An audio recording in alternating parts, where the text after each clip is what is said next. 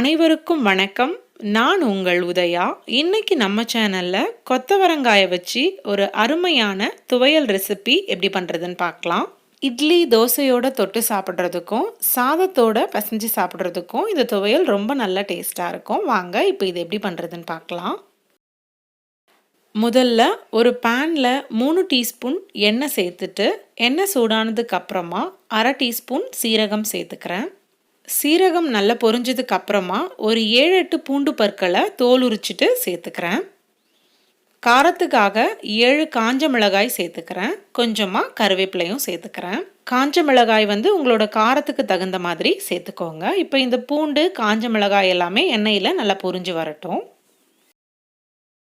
அடுத்ததா இது கூட 2 பெரிய வெங்காயத்தை கட் பண்ணி சேர்த்துக்கிறேன். ரொம்ப பொடியாக கட் பண்ண வேண்டாம், மீடியம் சைஸில் கட் பண்ணி சேர்த்துக்கோங்க. வெங்காயம் லேசாக கண்ணாடி மாதிரி ஆகிற வரைக்கும் வதக்கிக்கோங்க. வெங்காயம் இந்த அளவுக்கு வதங்கினதுக்கு அப்புறமா 2 தக்காளி கட் பண்ணி வச்சுருக்கேன், அதை இதோட சேர்த்துக்கிறேன்.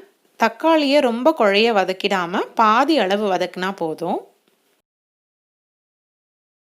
தக்காளி இந்த மாதிரி வதங்கினதுக்கு அப்புறமா இதில் கட் பண்ணி வச்சுருக்க கொத்தவரங்காயை சேர்த்துக்கிறேன்.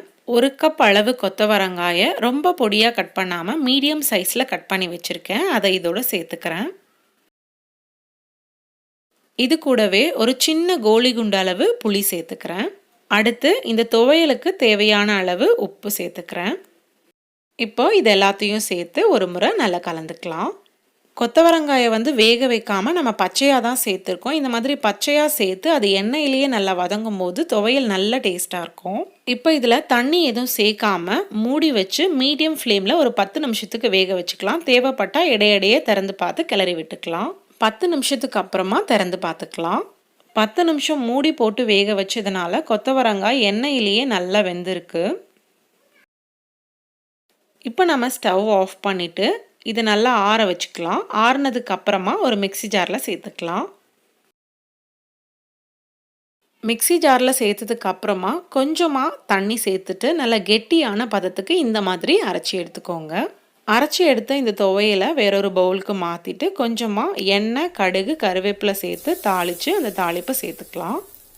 அவ்வளோதான், சுவையான கொத்தவரங்காய் துவையல் தயாராகிடுச்சு. நீங்களும் இந்த ரெசிபியை ட்ரை பண்ணி பாருங்கள். இந்த வீடியோ உங்களுக்கு பிடிச்சிருந்தா லைக் பண்ணிக்கோங்க. ரசித்து சமைத்து ருசித்து உண்டு மகிழ்ச்சியாக வாழ்வோம்.